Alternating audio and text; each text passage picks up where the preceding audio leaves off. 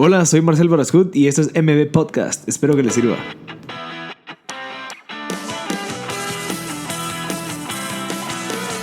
Hola a todos, gracias por sintonizar MB Podcast. Estamos en el episodio número 23. Este episodio, pues, tenemos un invitado súper especial que lo grabamos por Skype, ya que en el momento que lo grabamos, Matías de Tesano estaba en Japón. Ahí en el episodio pues nos cuenta un poquito el por qué es que está hasta allá. Y si estás escuchando, Matías, muchas gracias por la hora que nos diste a M Podcast para saber un poquito de ti. Creo que es importante pues contar un poquito de Matías de Tesanos. Es una persona que tal vez no está muy al público, tal vez no mucha gente lo conoce porque tal vez simplemente no le gusta ser como que tener el highlight, el estar dentro del spotlight.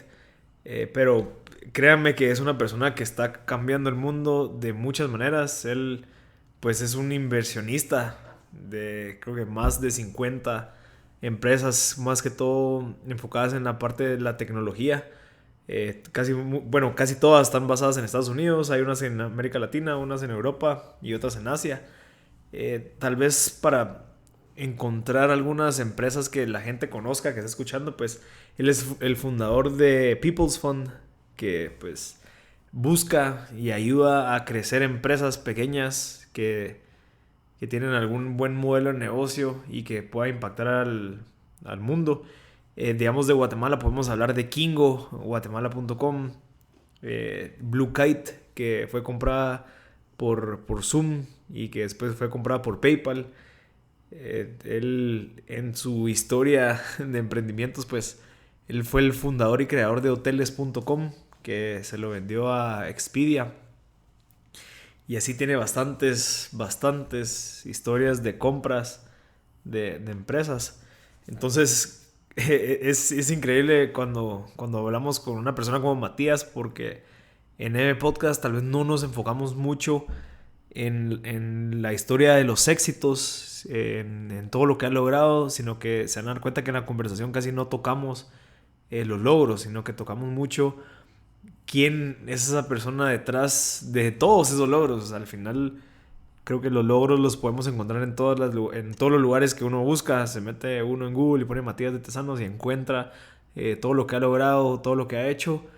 Pero en muy pocos lugares, o si no estoy mal, en muy pocos o ninguno, pues tal vez Matías nos cuenta más sobre quién es él como persona, cuáles son sus hábitos, cómo piensa, cuáles son sus valores y principios. Entonces, esa hora que la tratamos de aprovechar al máximo fue muy enfocado en tratar de conseguir todo lo necesario para que la gente que escuches se sienta identificado con las características, cuáles son las cosas que realmente mueven a una persona pues tan exitosa como Matías.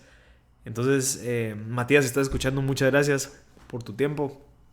Estoy seguro que esta historia va a inspirar a muchas personas a que sí se puede. Todas las dificultades, todos los obstáculos que superaste y pues hasta dónde te ha llevado. Entonces, muchas gracias. No sé qué más podría agregar, pero creo que ya van a escuchar un poquito sobre lo que es. Y pues si en dado caso alguien no escuchó, pues esta llamada fue en Skype. Él está en Japón, por lo tanto lo tuvimos que grabar por Skype. Entonces el audio pues no es el mejorcito, pero creo que se escucha muy bien y logramos conseguir toda la información necesaria en 60 minutos. Así que espero que les sirva muchísimo. Realmente, una de las cosas que quiero agregar es Matías siempre cuando habla en todas sus biografías pone que es un family guy, o sea, es una persona de familia que le gusta leer, que le gusta aprender. Entonces es increíble que una persona lo primero que exponga al mundo es que ama a su familia, que su familia es lo primero. Entonces como que son valores y principios que creo que todos, por más que estemos hasta arriba, por más que estemos hasta abajo, tenemos que tener bien claros y escucharlos de una persona que mucha gente quisiera llegar a ser, quiere seguir o sigue. Es inspirador. Por lo tanto, muchas gracias y espero que todas las personas exitosas también parte de sus valores y principios sea la familia. el querer seguir aprendiendo, el querer seguir aportando. Así que espero que les guste. Este es el episodio número 23 con Matías de Tesanos.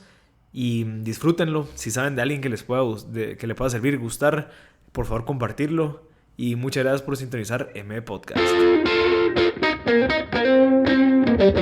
Listo. Perfecto, Matías. Mira, de primero todo, muchas gracias por tu tiempo. Yo sé que sos una persona bien ocupada. Tenés un montón de proyectos en tus manos y te quería agradecer. Como te conté en el correo, sos una persona que he admirado muchísimo desde que supe de vos, desde que empecé a investigar de qué es lo que has hecho, lo que has logrado, y por eso te juro que es un honor de que me hayas aceptado una hora de tu tiempo para poder grabar este podcast. Gracias a vos por la invitación, buena onda, y me encanta el podcast. Qué buen propósito de aprovechar tiempos, espacios, por decirlo así, no productivos del día para escuchar conceptos de otra gente. Está buenísimo, felicidades. Sí, gracias Matías. Si quieres empecemos. No sé si me querés contar qué estás haciendo ahorita en Japón. ¿Estás trabajando en algún proyecto nuevo? ¿Estás cambiando el mundo de otra manera de todas las que estás cambiando? Si quieres empecemos por ahí. Japón hace años que lo tengo en mente, y es un lugar en donde he visitado diría que los últimos 12 años, casi que una vez al año, a veces dos, y la razón por la que tengo a Japón tan presente es porque siempre ha sido una fuente de innovación, y es un país que pues todo el mundo sabe que es bastante avanzado en todo lo que han creado, y sobre todo en los años 60, 70, 80, 90, hasta el 2000. Esos 40 años fueron la gloria de Japón en términos de productividad, pero inclusive antes de la guerra, en los 20s, 30s, Japón fue de los más innovadores también, pero mucha gente no lo ve porque obviamente la historia pues cuenta un Japón tal vez un poco no tan desarrollado, pero ellos inventaron, por ejemplo, el portaaviones. Con eso atacaron Pearl Harbor, y o sea, tenían ya tecnologías bien avanzadas que luego, por lo que pasó con la guerra, no se le dio el crédito a Japón de que realmente ellos fueron los creadores de todas esas tecnologías. Pero siempre ha sido un país bastante tecnológico e industrial. Entonces es como una versión de Silicon Valley en Asia, totalmente diferente. Y siempre había querido pasar un tiempo en Japón, o sea, físicamente, y poder realmente conocer a más gente y pasar más tiempo dentro del ecosistema de Japón para empaparme bien, que es el equivalente a que, por ejemplo, si fueras actor de teatro, que te fueras a Nueva York para estar en Broadway y ahí estar con la gente que tenés que estar. Entonces esa es la intención de pasar un tiempito en Japón. Perfecto, Matías. Y digamos, ¿vos vas a Japón también por el tema de tecnología o también por la parte de la espiritualidad? No sé, tal vez ahí siento que es una manera bien bonita de cómo ellos llevan un estilo de vida súper disciplinada, súper estructurada. ¿Qué piensas de eso al respecto?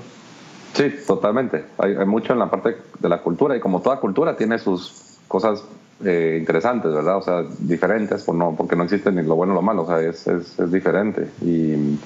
Y siempre es muy valioso aprender de otras culturas. Y la cultura japonesa es muy, muy diferente a la cultura latina. Entonces, desde ese punto de vista hay muchísimo crecimiento personal para mí, para mi familia. Entonces también en la parte, te diría que crecimiento personal, no tanto, yo no lo llamaría tanto espiritual, le llamaría más como crecimiento personal, es bien fuerte, porque así te saca de tu zona de confort, cosas tan chiquitas como subirte un taxi, comunicarte con el taxista o ir al súper y comprar algo y preguntar dónde está el arroz. O sea, hay cosas tan básicas que se vuelven casi que el proyecto del día. Y es interesante como que volver a pasar por el proceso de sentirse niño en ese sentido, de que nadie te entiende o vos no entiendes a nadie, y hay que crecer dentro de ese mundo para que poder moverte, ¿verdad? Entonces esa parte también es bien bonita. Entonces la combinación de ambas, entre todo el mundo de tecnologías y el ecosistema de tecnología, combinado con la parte de crecimiento personal, las dos cosas juntas hacen que este tiempo que estamos pasando por acá pues sea muy, muy importante para nosotros, ¿verdad? Perfecto. Y me comentaste que no solo te vas a quedar un mes, sino que hasta casi 9 meses, ¿va?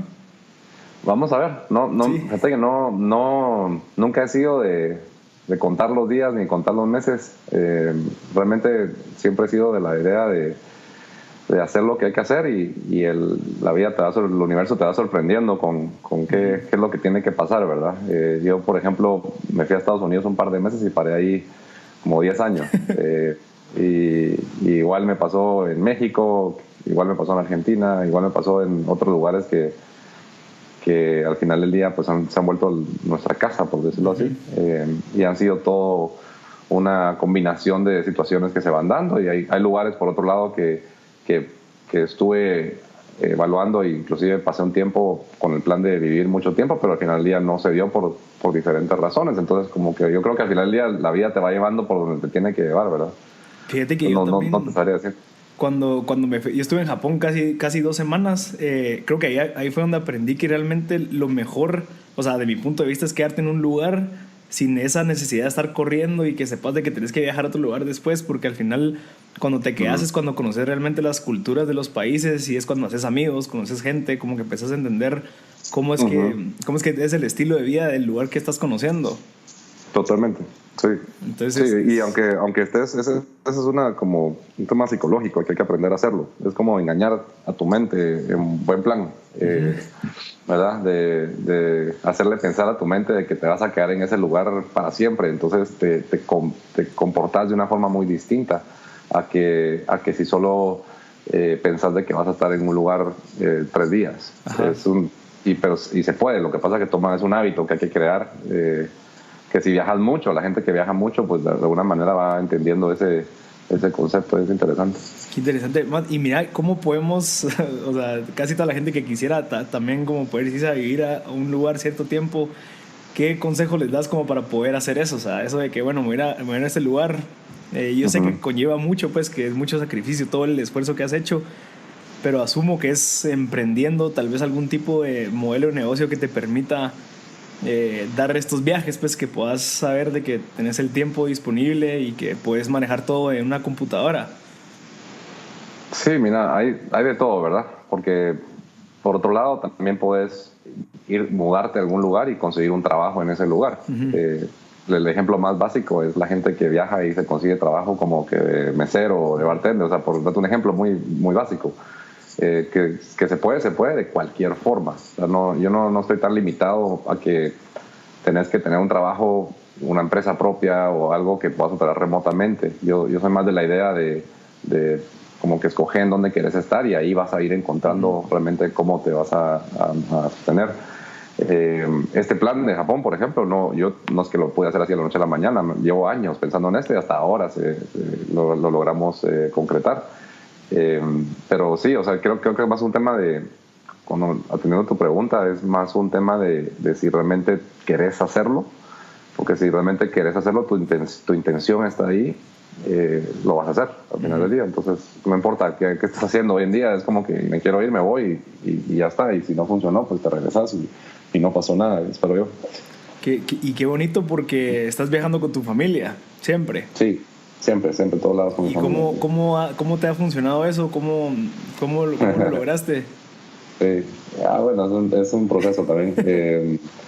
Mira, hay algunos viajecitos cortos que no puedo, porque es más complejo, ¿verdad? Y también tampoco quiero disrumpirle tanto el día a mi familia, pero sí trato de hacer, o sea, sobre todo si son viajes de más de cierta cantidad de tiempo, siempre vamos juntos. Y es un estilo de vida, o sea, es una decisión, más de lo mismo, ¿verdad? Es una decisión de cómo quieres hacer las cosas y qué quieres hacer. Y para mí es bien importante estar con mi familia todo el tiempo que pueda. Entonces, si la montaña no va a Mahoma va a la montaña, ¿verdad? Como dice el dicho. Y estamos tratando de aplicar esa regla lo más que se pueda.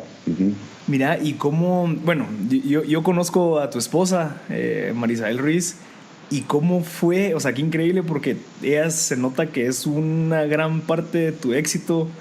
O sea, desde que estás con ella, pues asumo que no sería muy fácil si tuvieras una persona que no tuviera los mismos principios y valores y esa misma ambición de querer crecer y crecer. O qué nos recomendás a nosotros al momento de escoger una pareja? O sea, tal vez como para seguir creciendo y no estancarse. Ya, eso es una pregunta que no sé si puedo responder porque es tan personal. No me considero, ¿cómo se dice? Consultor de parejas, pero...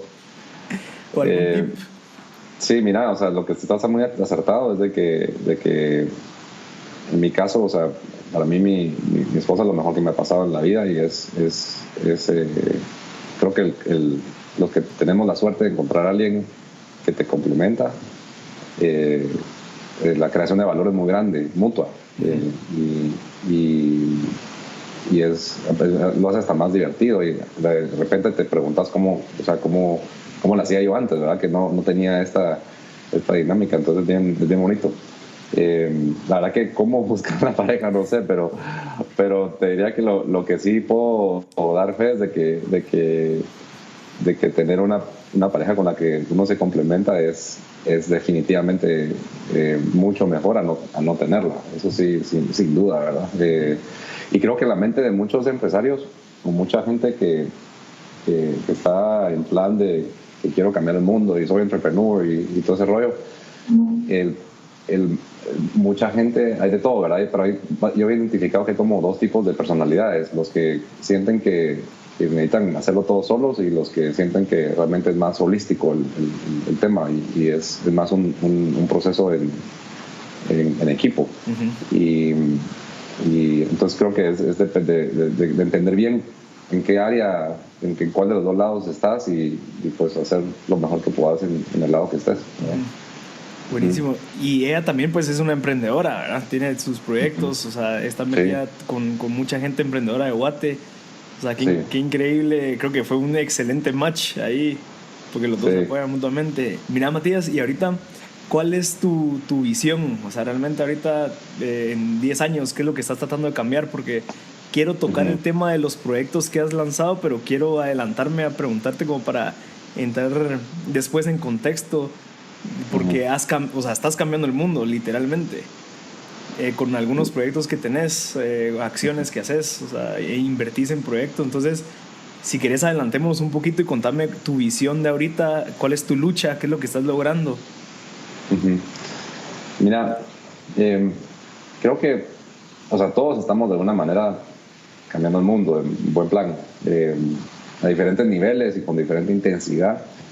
Habemos quienes tomamos un poco más de riesgo en ese esfuerzo, pero al final del día todos, o sea, entre toda la gente del planeta el mundo está mejorando. No puedes voltear a ver para atrás, inclusive con todos los desastres que han pasado, pero, o sea, es fácil ver para atrás y decir, bueno, la verdad que sí estamos mejor que hace 1000 años y que hace 500 y que hace 200 y que hace 50 y que hace 30, o sea, sí vamos para arriba como humanidad.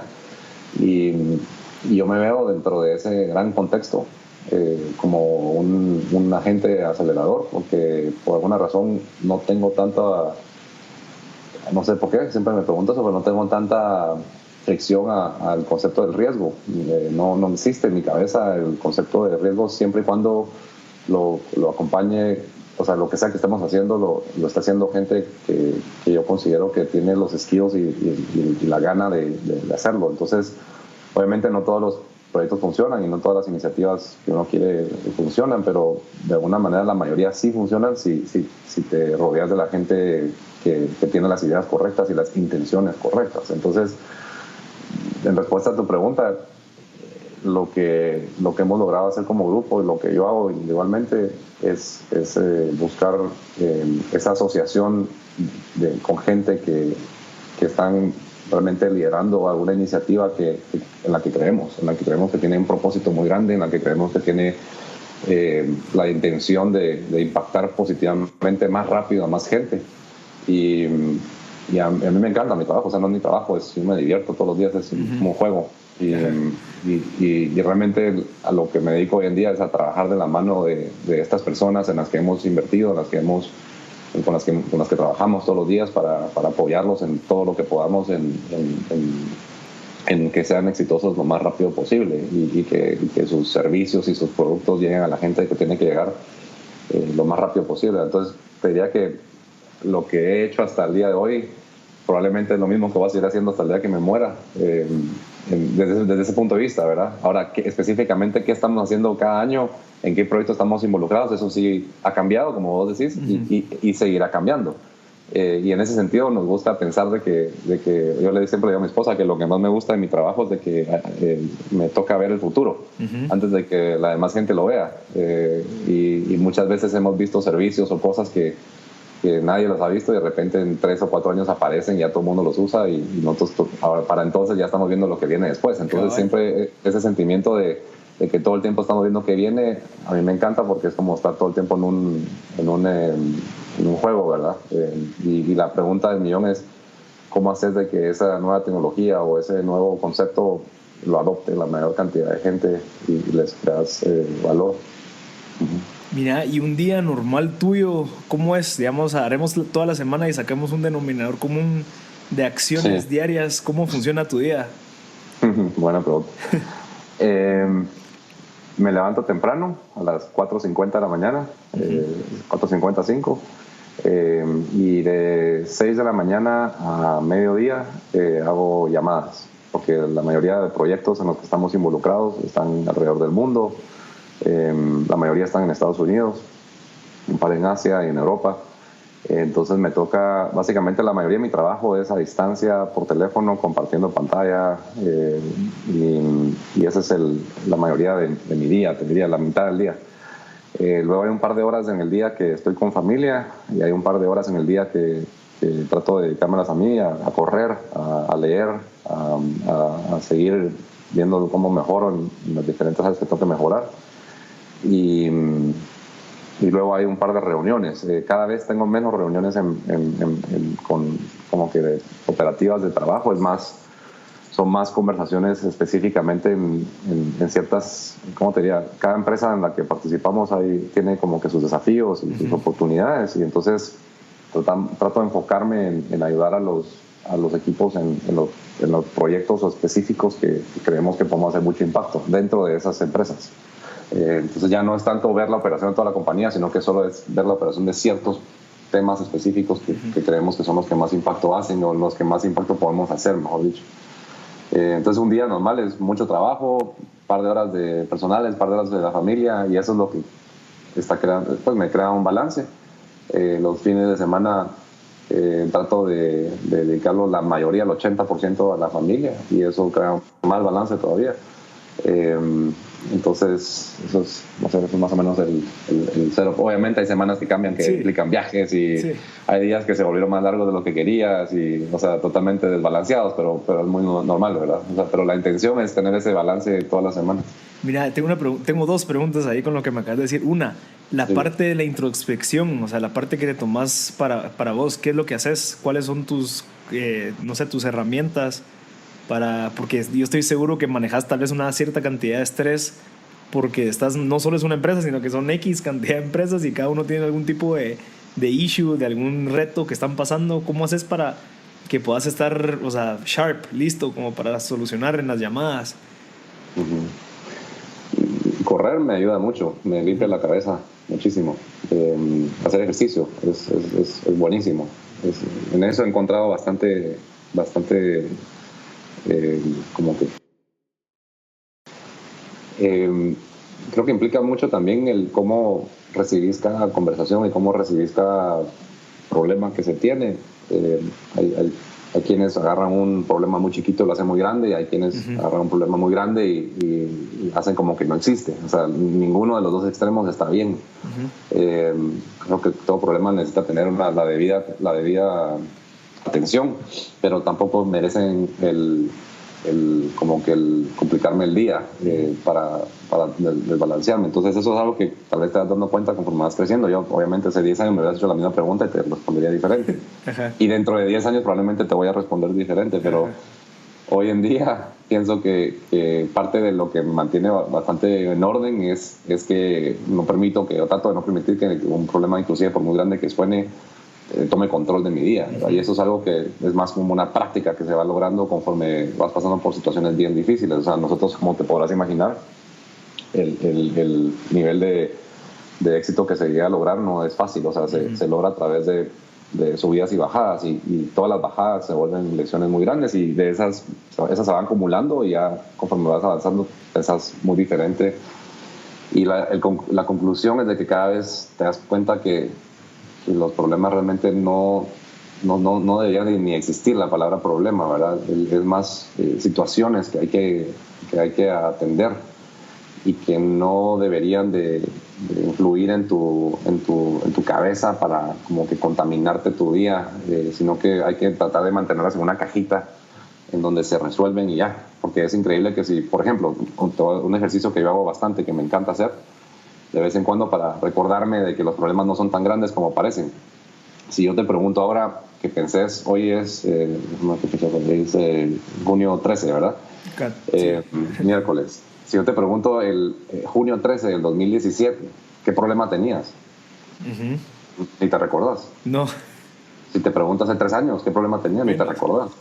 Ajá. Entonces es interesante ya cuando lo ves así porque decís, ok, si yo no me recuerdo de mis problemas grandotes de hace un año, hace, no sé, 6 meses, 9 meses, eso significa que realmente no fueron tan importantes como para desbalancearme y ponerme todo estresado. Entonces, ya cuando lo empezás a ver de esa forma, moviendo hacia adelante, o sea, cada vez que recibís un problema, decís, bueno, ok, si es una situación, aquí la tengo apuntada, voy a tomar acción, vamos a resolverlo.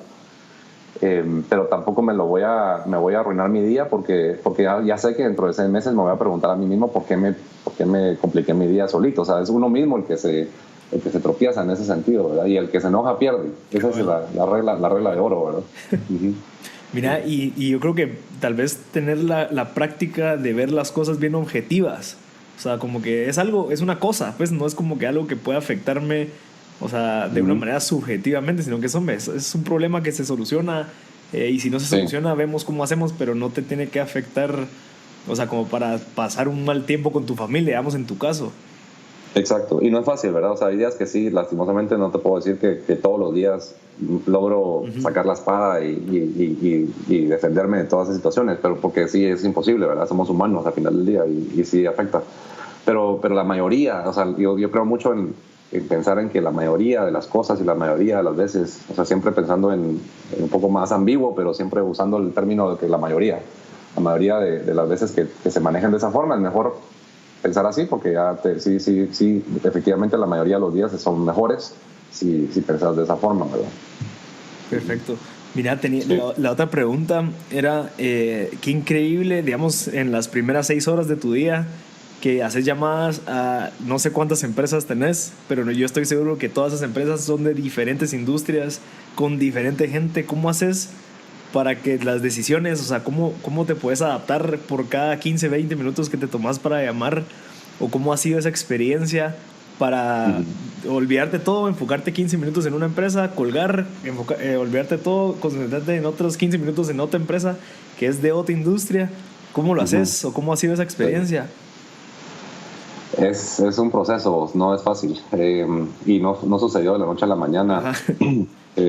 Son 20 años, ¿verdad? Entonces ha sido pasito a pasito y te diría que es como un deporte tal vez, o sea, es como que le preguntes a Fernando Alonso, que corre ahí Fórmula 1, cómo le hace para cruzar a 200 kilómetros por hora, ¿verdad? O sea, no sé si te lo puedo explicar, simplemente él lo hace, pues, porque ya lo ha hecho tantas veces que ya lo hace. Entonces creo que esa es la mejor forma de responder tu pregunta, que es un tema que ha tomado las debidas 10,000, 20,000, 30,000 horas y ya hoy en día pues lo puedo hacer, ¿verdad? O sea, es justamente como vos decís, son 20 minutos ahorita, 30 minutos después, 40 minutos, o sea, como que vamos switchando de temas y eso te digo, o sea, a mí, por eso te digo que esa dinámica ha hecho mi día muy divertido, o sea, es de alguna manera mi mente se aburre muy rápido si yo hago solo una cosa y creo que por eso paré en esto, porque encontré lo que me mantiene todo el tiempo encendido y es un atributo que tengo y que no te diría que es bueno, porque tal vez no me permite enfocarme en algo que también es bueno la gente que se puede enfocar en una sola cosa, ¿verdad?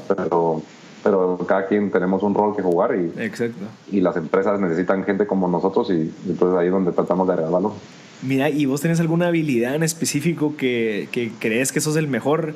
O sea, digamos, asumo que tenés socios. ¿Cómo se divide en esa labor para que pues, esa experiencia que vos decís sea la mejor, pues? Sí, mira, en base a los skills de cada uno, ya llevamos 20 años trabajando juntos, entonces ya tenemos bastante identificado para qué es mejor, cuál es el superpoder de cada uno y nos tratamos de enfocar cada quien en esos en esos roles. Y efectivamente nos repartimos el trabajo, y eso es otra cosa que permite tener esta dinámica de andar cambiando de conversaciones todo el tiempo, porque trabajamos mucho en equipo y trabajamos mucho diversificando el trabajo, y esa diversificación del trabajo, que es un concepto inclusive económico bien básico, es lo que crea el crecimiento. Entonces sí, definitivamente nos repartimos un montón de labores, y yo estoy enfocado más que todo en la parte de desarrollo comercial, y desarrollo estratégico, y resolución de situaciones como que muy críticas, y porque hay que pensar bastante como que fuera de la caja, como dicen, ¿verdad? El creativo, y esa es la parte en la que yo creo que aporta más valor, en encontrar respuestas muy diferentes a las que uno pudiera pensar, y eso es una, o sea, lo logro hacer porque ya después de haber visto tantas empresas, tantas cosas, tantos temas diferentes, logras conectar muchos puntos. Y eso toma años, ¿verdad? O sea, esos llegar 20 años.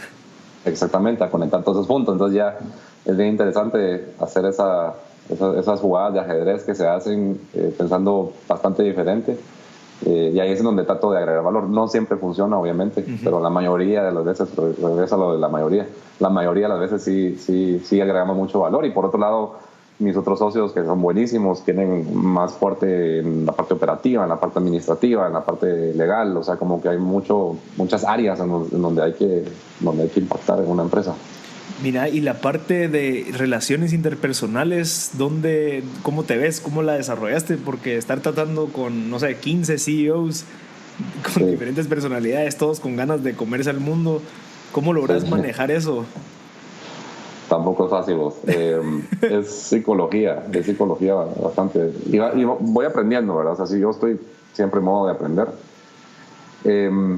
Es bien bonito, la verdad, porque, como vos decís, es gente. Normalmente un gerente general, un CEO, es gente súper opinada, ¿verdad? Y es gente que tiene una misión que cumplir en el día a día, y realmente entrar a opinar de la mano con esas personas que tienen ese nivel tan alto no es fácil, ¿verdad? Porque es gente que tiene inclusive hasta más perspectiva que uno, porque ellos están con todos los detalles en sus manos, o sea, ellos saben exactamente todo lo que está pasando en la empresa. Y entonces es difícil, por ejemplo, desde mi punto de vista, llegar a pensar que yo puedo darles comentarios o trabajar con ellos teniendo toda la información que ellos tienen en la mente. Entonces ahí es donde hay que respetar. Yo creo que es un tema de respeto hacia ellos, de darles siempre la última palabra en lo que se quiera hacer, y uno es más como un apoyo, un asesor, un amigo en todo lo que se pueda. Obviamente lo más opinado que uno puede hacer para que siempre, o sea, la comunicación sea muy directa. Pero al final del día esa es la forma por lo menos eso es lo que he aprendido, que es lo que mejor funciona. O sea, siempre, porque hay muchos, o sea, siempre darle su lugar así, porque hay muchos grupos de inversión o muchas personas que trabajan parecido a lo que hacemos nosotros, que se involucran en una empresa, pero tratan de básicamente tomar control de todo, ¿verdad? De las ideas, de la dirección de la compañía, de qué hacer, etcétera.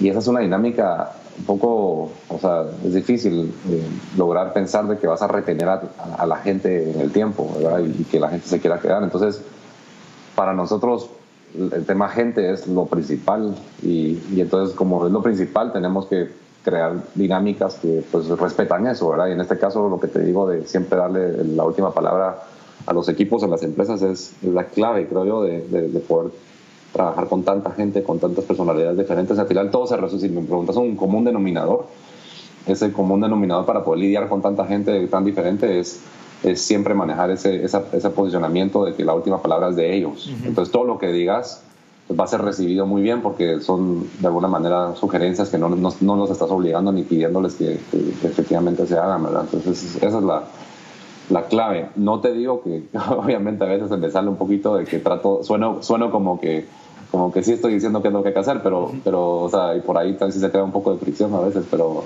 no, o sea, al final del día todos saben que la última palabra la tienen ellos y eso ha ayudado muchísimo.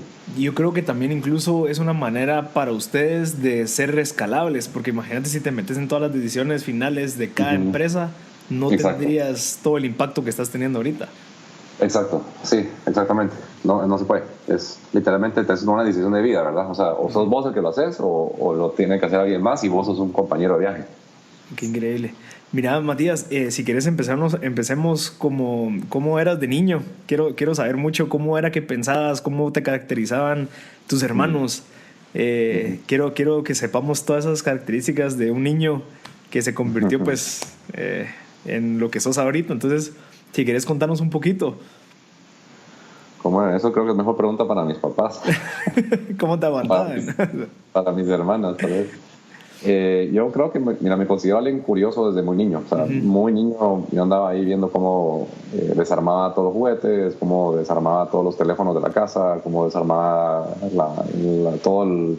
cualquier electrónico que hubiera en la casa. Yo andaba desarmando y armando y esa fue como que la tendencia desde muy chiquito.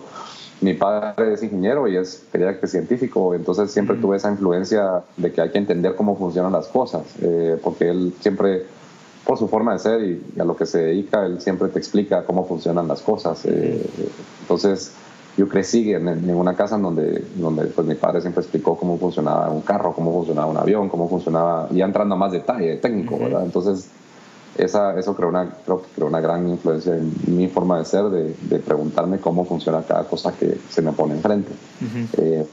Y por otro lado, mi madre siempre fue muy fascinada con el tema de la lectura y mi memoria de pequeño es una persona que todo el tiempo andaba leyendo y con muchos libros y para ella eso es lo más, como que le puso mucho peso a eso en su vida. Entonces es una persona muy... es difícil de ganar en Scrabble, por ejemplo. Porque sabe todo. Que es literalmente imposible ganarle, al día de hoy no le he ganado. Pero eso también influye porque me hizo entender de que, o sea, con la lectura viene mucho conocimiento. Entonces, si vos combinás, por un lado, la parte de entender cómo funciona todo, por otro lado, te das cuenta que la lectura te lleva a un montón de conocimiento, tenés ahí un par de herramientas muy valiosas. Y eso... Entonces yo creo que le atribuyo mi forma de ser, obviamente, a los papás, porque así es, ¿verdad? Los papás influyen mucho en todos. O con quien, no los papás, con quien sea que hayas crecido. Y al final, entonces creo que de niño era una persona muy curiosa por eso, ¿verdad? Porque crecí en esa casa de que había que leer, había que entender, y nos lo repetían todos los días. ¿Y eras el pequeño o el grande? En medio. El medio. En medio.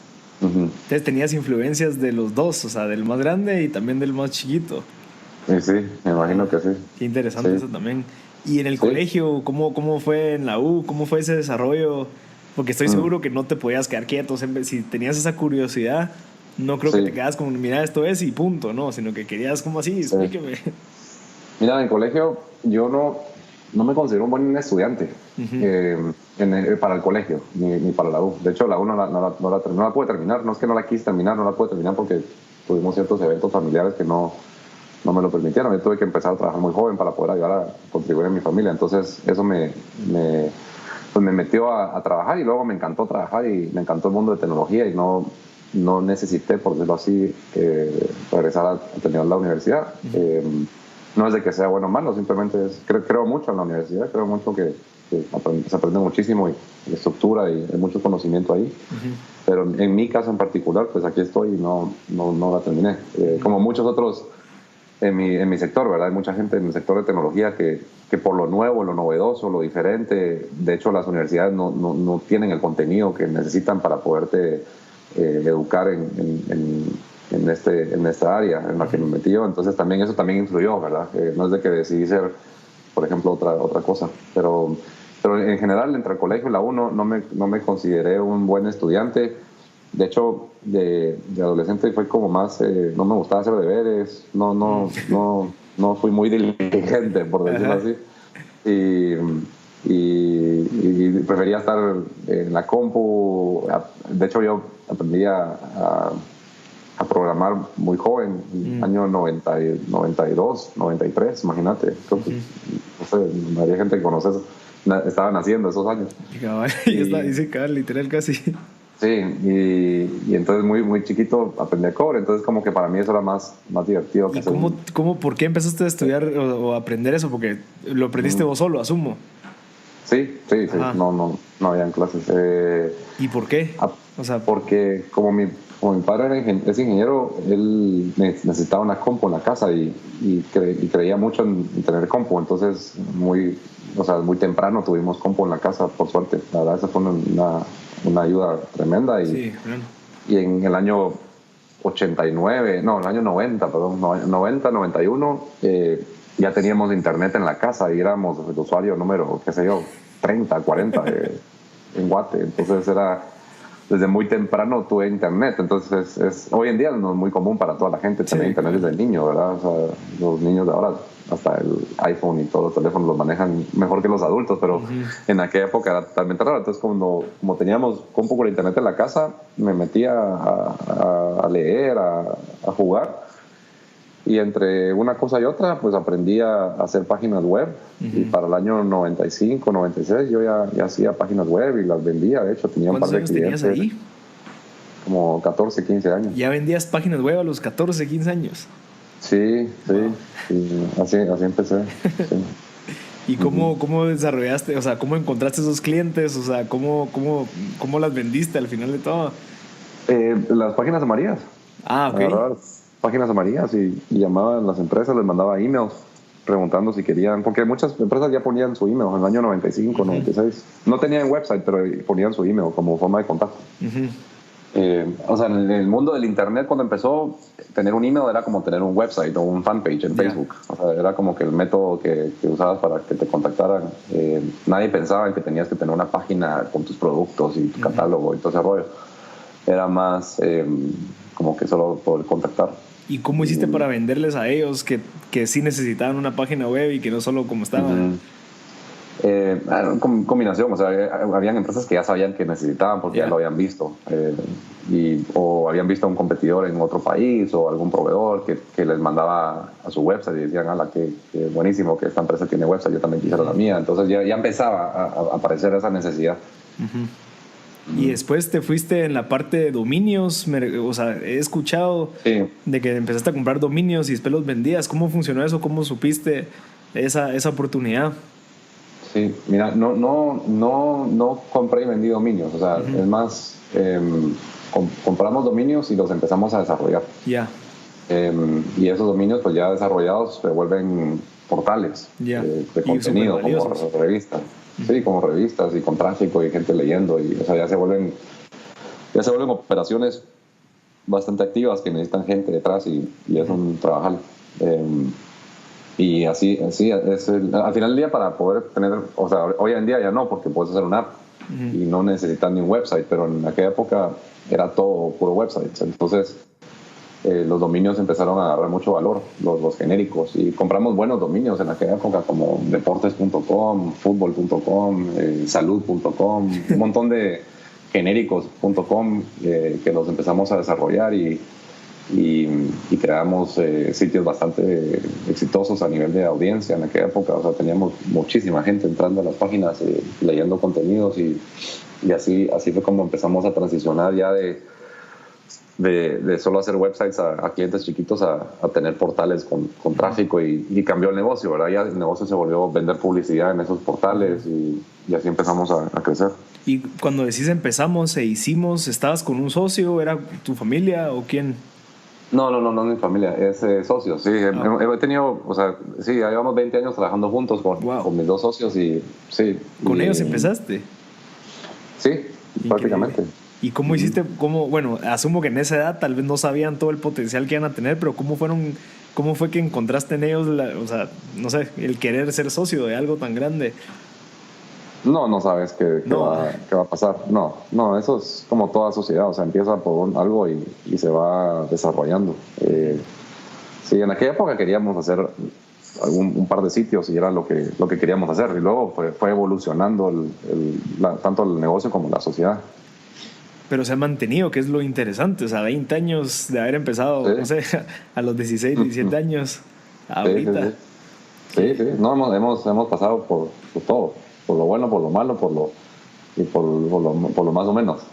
¿Y qué crees que es lo valioso ahí? O sea, ¿qué crees que es decir, no, si no hubiera esto, no podríamos haber aguantado estos 20 años?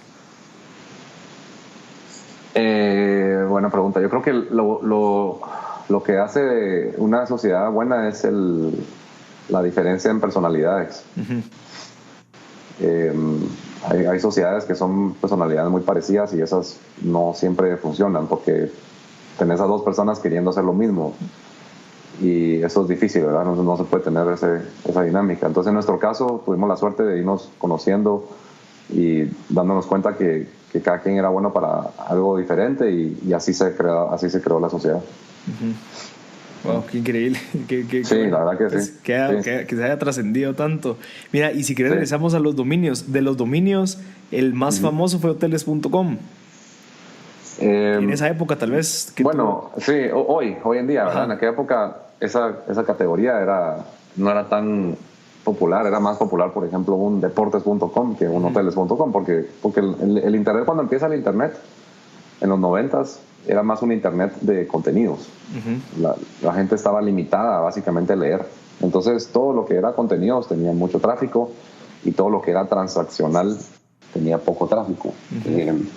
Luego pasó el tiempo y a partir del año 2003, 2005, por ahí, que la cantidad de usuarios empieza a crecer y que ya la gente se siente más cómoda con transaccionar en internet. Entonces ahí es en donde los servicios transaccionales empiezan a crecer al punto que hoy en día hasta son más grandes que muchos servicios de contenido. O sea, como que se dio la vuelta la situación. Entonces sería que en aquella época teníamos, por ejemplo, un sitio famosísimo que se llamaba tarjetas.com y postales.com. Eran dos sites y eran grandísimos en el servicio de enviar tarjetitas de feliz cumpleaños o te quiero mucho, como que eran greeting cards, ¿verdad? Digitales.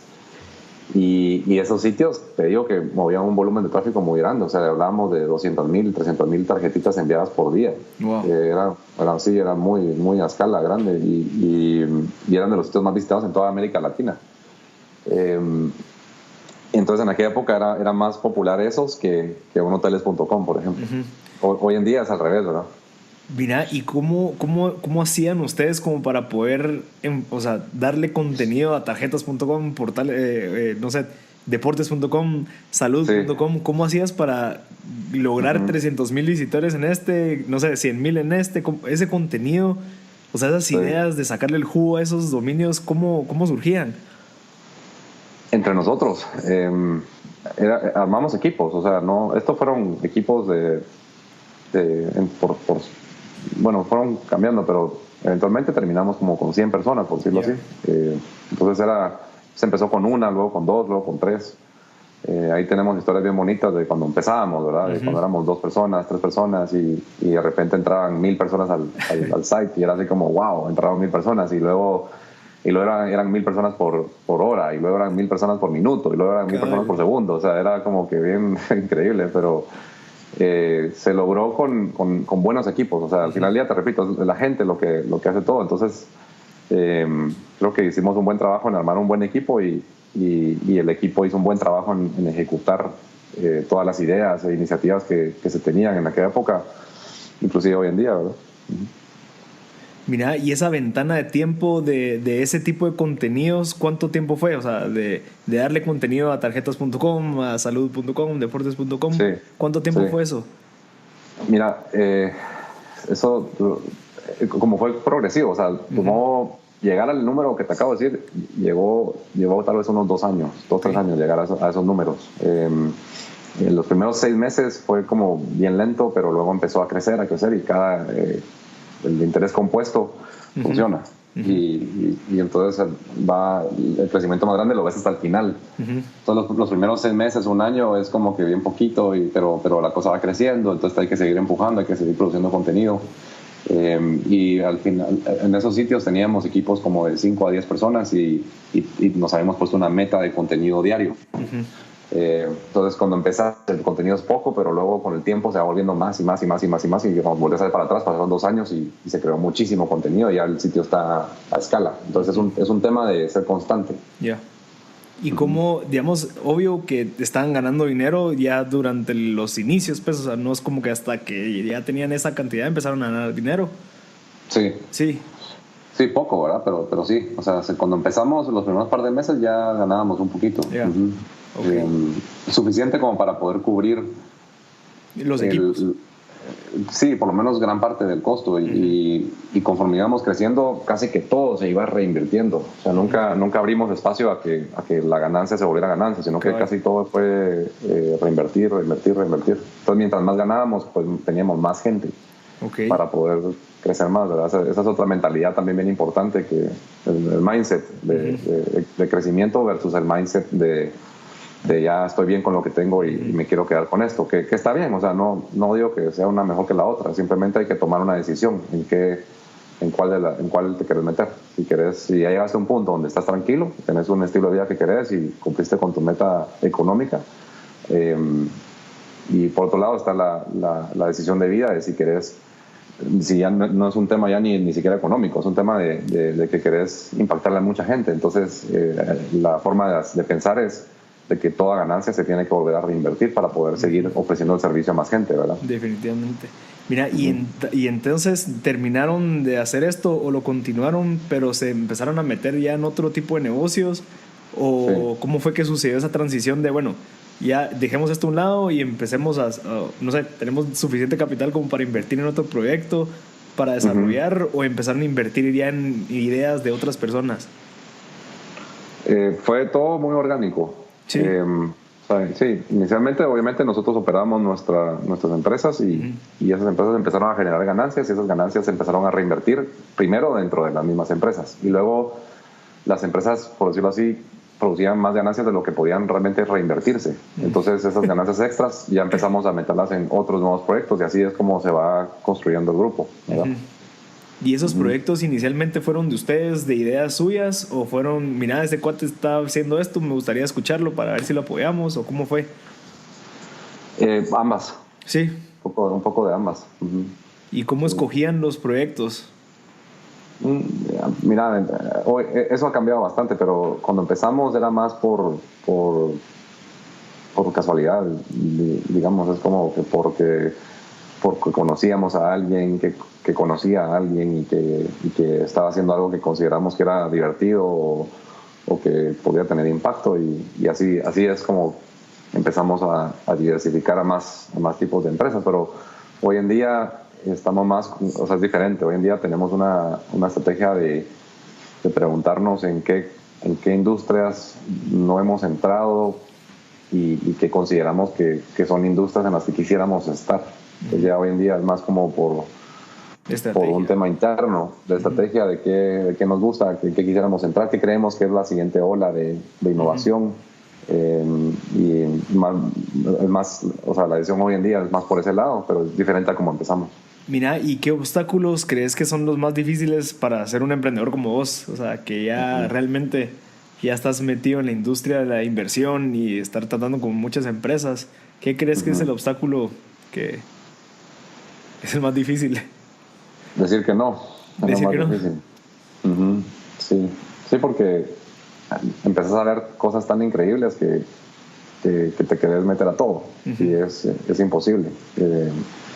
Entonces hay que mantener un balance de vida entre lo que se puede hacer y lo que se quiere hacer, ¿verdad? Todos queremos hacer un montón de cosas, pero no todos podemos hacer un montón de cosas. Entonces entra a batear ese concepto en el día a día. Y si le empiezas a decir que sí a absolutamente todo, te llenaste de un montón de cosas que ahora tenés que hacer, que no necesariamente eventualmente las quieres hacer. Entonces hay que tener mucho cuidado con eso. Eso es lo más desafiante. O sea, al final del día crear como que un algoritmo de decisión de por qué me voy a meter a esto nuevo, ¿verdad? Sí, por otro lado ya tengo estas otras cosas a las que por cierto les tengo que meter mucha atención para que funcionen. Entonces como que ya cada vez las opciones son menos, ¿verdad? Cuando no tenés nada que hacer, si partes de una situación en donde estás de vacaciones totalmente y no tenés trabajo y no participas en ninguna empresa y decir, bueno, me voy a meter a emprender, ahí tus opciones son infinitas. Le puedes decir que sí a todo, porque no tenés nada.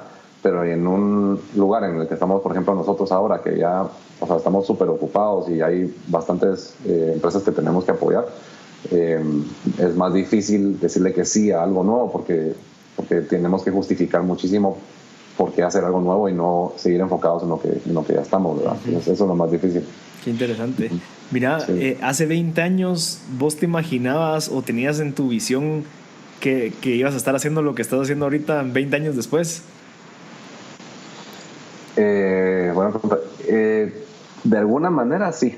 Sí. Sí. Desde muy chiquito yo, o sea, cuando descubrí el internet, que fue para mí algo como haber, no sé, descubierto, como cuando un cantante descubre la música o cuando un pintor descubre el pincel, ¿verdad? Son esos momentos de descubrimiento, de que encontraste algo que te gusta hacer. Sí, de alguna forma, cada proyecto en los que he participado han sido parte de este sentimiento de que me encanta estar metido en el mundo de tecnología. Tal vez más chiquito lo pensaba como con un solo proyecto, y ese proyecto era como lo que tenía que hacer y era lo que vine al mundo. Pero ya tal vez ahora ya lo veo como más holístico, o sea, ahora ya son varios proyectos al mismo tiempo, entonces uno va cambiando, ¿verdad? Y tal vez, como te digo, dentro de 10 años me haces la misma pregunta y te digo, mira, fíjate que decidí regresar a hacer solo un proyecto, o sea, nunca sabes, ¿verdad? Pero por ahorita, hoy, estoy bastante contento con lo que estoy haciendo. ¿Y cómo crees que todo, o sea, tal vez es una pregunta bien así fumada, pero ¿cómo crees que la gente puede encontrar eso? O sea, eso de decir, puchicas, esto es lo que debería yo hacer porque yo sé que me va a llevar a donde yo quiero estar. O sea, ¿es el instinto? ¿Es la pasión? ¿Qué crees? Yo creo que es el trabajo, es el trabajar bien duro, o sea, porque hasta que no realmente le metiste la dedicación a algo, no sabes si te gusta o no te gusta. O sea, es como correr. O sea, si te metes a correr y empiezas a correr, por ejemplo, te propones correr 45 kilómetros o lo que sea, y empiezas a correr, pero a los 5 kilómetros te cansas. O sea, no tenés ninguna obligación realmente de terminar la carrera. Si querés, te puedes salir. Nadie te está obligando a terminarla. Es una decisión muy personal. Si te esforzás y la terminás, y terminas la distancia que querías correr, el sentimiento es súper gratificante, porque decís, wow, o sea, terminé la carrera, o sea, terminé la distancia que quería correr, y puede ser que en ese momento, o mejor dicho, hasta ese momento, vas a saber si lo volverías a hacer o no. Hay gente que hace una carrera y dice, nunca más vuelvo a hacer esta carrera porque no me gusta, fue una tortura, y olvídate, a mí lo que me gusta es nadar, por ejemplo. Y lo mismo es con los proyectos y con las cosas que uno quiere hacer. Si te metes, por ejemplo, a cantar o a bailar o a ser científico o a ser doctor, o sea, lo que sea que te metas, hasta que no te metas a dedicarle realmente de lleno el esfuerzo, y cuando termines lo que te hayas propuesto haber empezado, hasta que no lo hayas hecho, lastimosamente no sabes. Entonces eso es un riesgo que todos tienen que tomar, todos tenemos que tomar. Los que estudian, por ejemplo, para ser abogados, los que estudian para ser doctores, ellos toman un gran riesgo, ¿verdad? Porque son carreras largas que toman 5, 10 años, 15 años, y hasta que pasa todo ese tiempo, la gente dice, wow, qué bueno que lo hice porque me fascina mi trabajo, o la gente dice, no sé ni por qué estudié 10 años esto, me voy a dedicar a algo más. Pero yo admiro mucho a esas personas porque digo, o sea, qué bueno que terminaron lo que empezaron, porque ya puedes tomar una decisión objetiva y final sobre el tema, ¿verdad? Entonces, al final del día, yo creo que todos tenemos que poner el esfuerzo en terminar lo que empezamos, y hasta ese momento ya sabrás si te gusta o no te gusta. Entonces, si me preguntas cómo descubrir tu pasión, en resumen es darle duro y terminarlo, o sea, ponerte a hacer algo, lo que sea, y terminarlo, y si no te gusta, pues hacer otra cosa, terminarla, y si no te gusta, hacer otra cosa, hasta que encontres, ¿verdad? Y ese proceso creativo y de descubrimiento te va a llevar a encontrar lo que ya te gustó y que estarías dispuesto a volverlo a hacer. En mi caso, por ejemplo, hacer una empresa no es nada fácil, es bien difícil. O sea, todo el mundo está en tu contra, todos los competidores se quieren comer tu comida, es difícil retener a los equipos porque cada quien quiere hacer su proyecto también. O sea, como que no tenés plata para hacerlos, todo está en tu contra. Cuando querés hacer una empresa, literalmente todo está en tu contra. Y sacar adelante cualquier proyecto no es fácil. Entonces, cuando lo sacas adelante y terminas tu trabajo, o inclusive si fallas y cerras el proyecto, cualquiera que sea el outcome, hasta que no terminas, hasta que no cerras el círculo, no te puedes decir a ti mismo, ¿será que lo volvería a hacer o no? ¿Verdad? Entonces, para mí ese es el secreto, ¿verdad? Mira, ahorita aprovechando que nos quedan 5 minutos, en los momentos, yo estoy seguro que en más de algún proyecto que han empezado no ha sido exitoso. ¿Cómo decís o en qué momento decís no? O sea, ya no. ¿Cómo aceptás? Creo que es lo más difícil. ¿Cómo aceptás de que hubo un fracaso ahí? O que no se dio lo que se quería. ¿Cómo funciona eso? Ok. Esta respuesta es muy personal, que cada quien piensa muy distinto, ¿verdad? Este es mi punto de vista personal. Si le preguntas a mis socios, probablemente ellos tienen otro punto de vista. Pero el mío es de que yo entro a todo proyecto nuevo con la expectativa de que ya se perdió todo. Okay. Y eso es por ahí hay gente que dice, no piensas en eso porque lo que pensás es lo que va a pasar y no piensas en cosas malas, y eso es lo que mucha gente dice. Yo no creo en eso. Yo creo que parte de lograr sacar todo adelante es un tema de expectativas. Es qué expectativas te pones. Entonces, si tus expectativas realmente es de que vos ganás porque te metiste a esto, porque vas a aprender y porque vas a conocer gente y ese es el valor realmente que le vas a sacar, creo que ya empezaste con el pie derecho. Porque si el proyecto económicamente no es viable y no se dio y hay que cerrarlo, no salís con un sentimiento de pérdida, salís con un sentimiento de que te llevaste lo que querías, que era aprender. Entonces ganaste.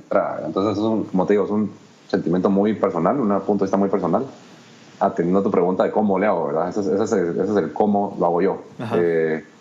Y es interesante pensarlo así, porque entonces ya no puedes perder, o sea, nunca perdés, siempre ganas. Es un mindset. Qué interesante.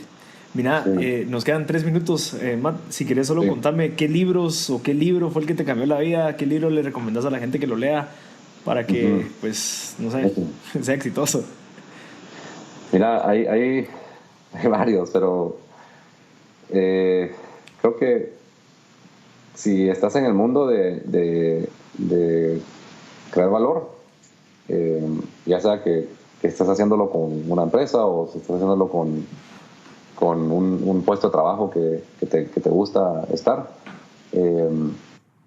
a mí me gustan mucho los libros de operaciones, que hablan de conceptos y de best practices. Y o sea, Rockefeller Habits es Mastering Rockefeller Habits, muy bonito, es cortito.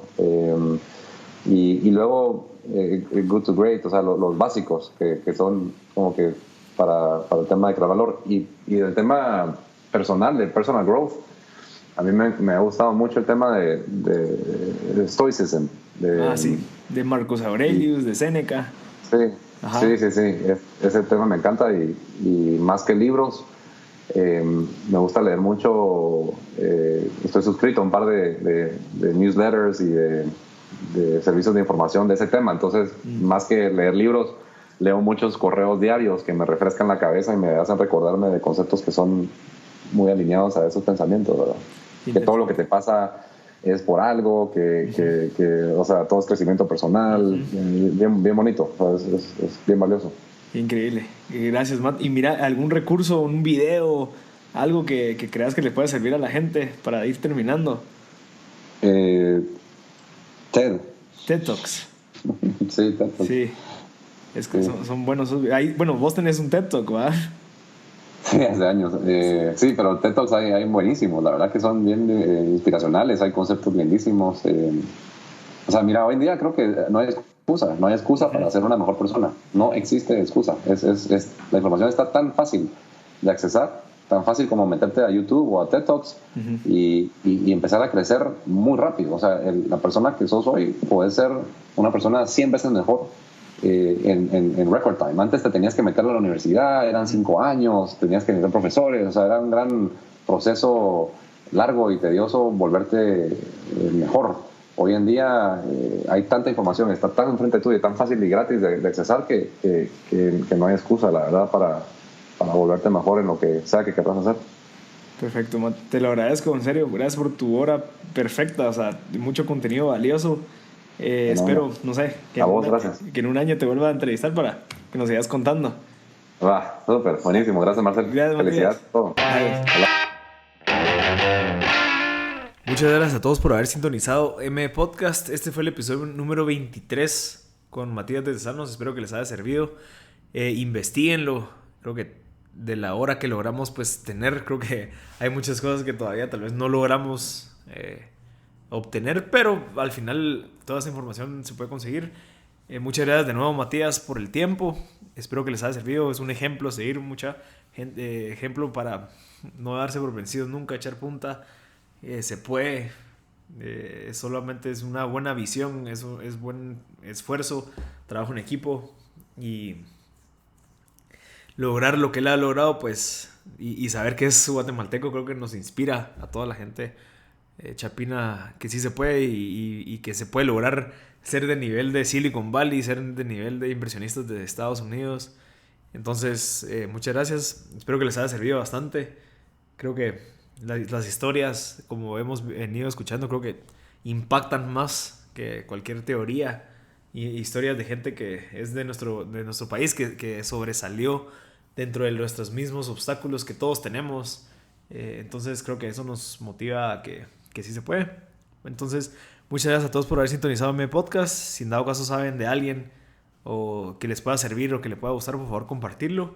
Y ya saben que cualquier persona que nos puedan referir para entrevistar en el podcast, nos lo pueden referir a info@mpodcast.net y seguirnos en nuestras redes sociales, mpodcast en Instagram y mpodcast en Facebook. Así que muchas gracias por sintonizar M Podcast.